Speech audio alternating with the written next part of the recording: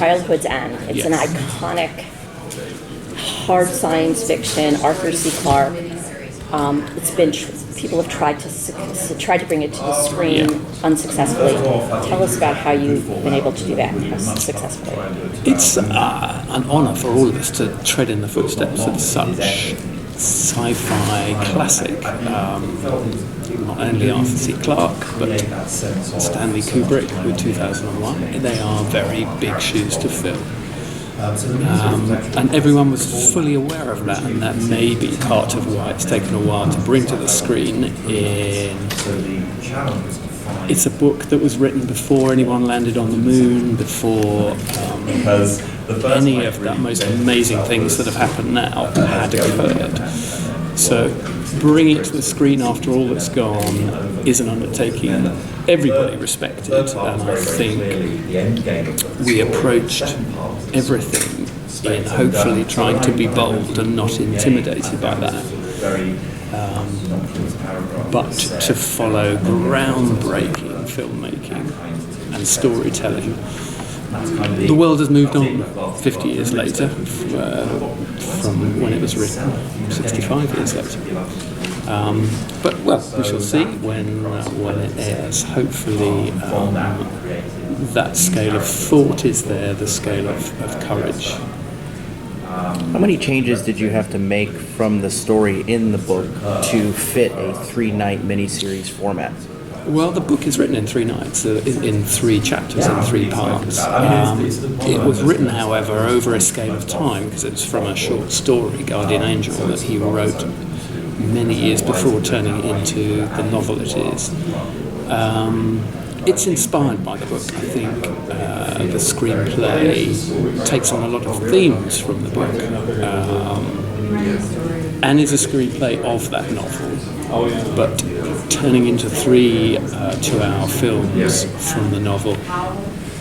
Other strands that hopefully incorporate the themes of what Arthur C. Clarke was getting at back then in that time are incorporated. I think it was written about or reviewed at the time as I can't remember how it's put. Every viewer with a conscience should read this in a time of such anxiety. And I thought when I first read the novel how pertinent in a time that we're in now. You couldn't be in more of a time of anxiety than the world is now. So I hope the scale of, as I say, the scale of thought and the thrust of what he was trying to write is incorporated. Was it written with a strict miniseries in mind, or if it does well and is well received, could it be extended, or is this just going to be it? In network television, in cable television, anything is possible. Bobby can be brought back from Dallas. So, That's true. So I couldn't answer that question. In my mind, the novel concludes, but who knows? You can prequel, sequel, anything can happen. So can you talk about the casting process, how you assembled this talented cast? Yeah, in casting's always a fantastic part of any filmmaking, in that a character, particularly in a novel, in a piece of fiction that exists, you have an image in your mind of who that person is. Everybody has an image of who that person is. It's always going to be different. It's always, if you have a favourite book, but you take that, certainly as far as I'm concerned as a director, you take that on board, and then when you go through the casting process, it usually is fairly apparent very quickly who works for you, and then you encourage, I think, and embrace what they bring to that part, as well as what is written on the page. Is there a moment or scene in the film that you're really excited for the fans of the book to see? Many. It would be difficult. It would be difficult without spoilers to pick scenes. Well, we all read the novel, so yeah. Exactly. Oh, I'm sorry. Exactly. Anyone who's read the novel knows what the story is, what happens. I think there's quite a few surprises and moments that make you very aware. I'll come back to it. It's really pertinent to now when the book is about when the human race discovers the ability to go beyond our galaxy.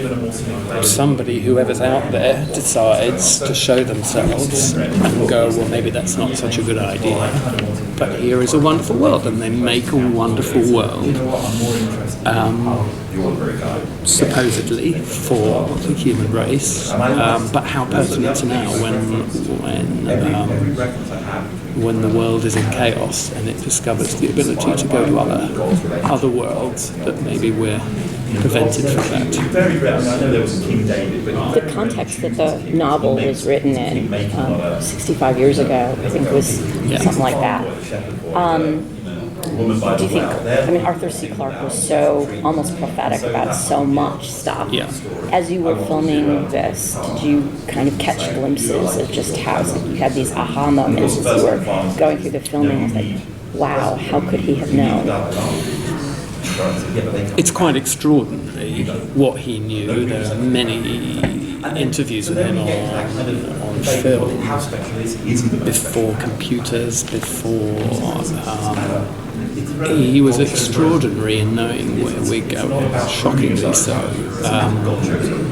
So he must see something in it that we don't And see. in the novel, he brought a number of those elements in: loss of control, loss of power. Yeah, the characters. And there's a wonderful interview with him where the first major computer is running. I think it's in the 70s, and the interviewer is saying, "So you're telling me every home is going to have a computer, which is about the size of this room, at home?" And he's saying, "Yeah, well, it won't be like this. It could be a book. You can talk to it. You can order your theatre tickets." And they were sort of looking at him as if he's completely crazy. And here we are, exactly as predicted. Yeah, there were moments where some of the scenes ran very pertinent to now, and it is amazing how much of the anxieties are still with us today. When it was developed for television, did it have like Syfy in mind, or were you approached by Syfy to develop it, or were there other networks that? I was approached by Syfy, having worked with Matt Graham before, I suppose through Doctor Who and Sherlock, and it was having worked a lot with Stephen Moffat and worked with Matthew. It was a sort of marriage that was terrific to happen. It's very different. It's very different to both Sherlock and Doctor Who. I hope it has a grounding of truth in. I was very keen in the filmmaking that in performance, in tone, it has a great truth rather than a fantasy science fiction. It has a great truth and a soul to the anxiety. Well, this is a science fiction show. Is it more grounded in like reality, or is there a lot of special effects and? Obviously, in science fiction, there's a good deal of special effects.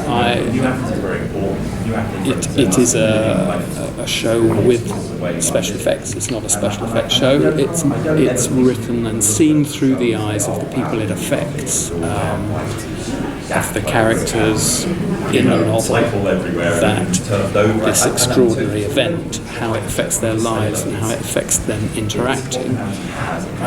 So as I say, more than a fantasy science fiction, it's being seen through the truth of characters who live through it. Is there, I mean, something like Childhood Zen, because obviously 2001 was a film for the theaters. Yes. And this is a film for the small screen. Obviously, there's a difference in the level of intimacy between viewer and the experience. How did you use that or find that to be helpful in telling the story? There is a big difference in from when 2001 was made. In 2001, nobody speaks for the first 25 minutes and 42 seconds. I think in television now that would be seen as tricky. To say the least. I think the executives would have a meltdown. As I say, to me the encouragement to everybody working on it was to be as bold every day and to try and not be stifled by the intimidation of what's gone before. But it is a different era of presenting drama to an audience. I think there's also like an intimacy to the smaller screen too, don't you think? Yes, I think it's combined a lot now. I think you can see things on if it affects you, if it makes you laugh, makes you cry, makes you scared, the way you're seeing it now is less differential.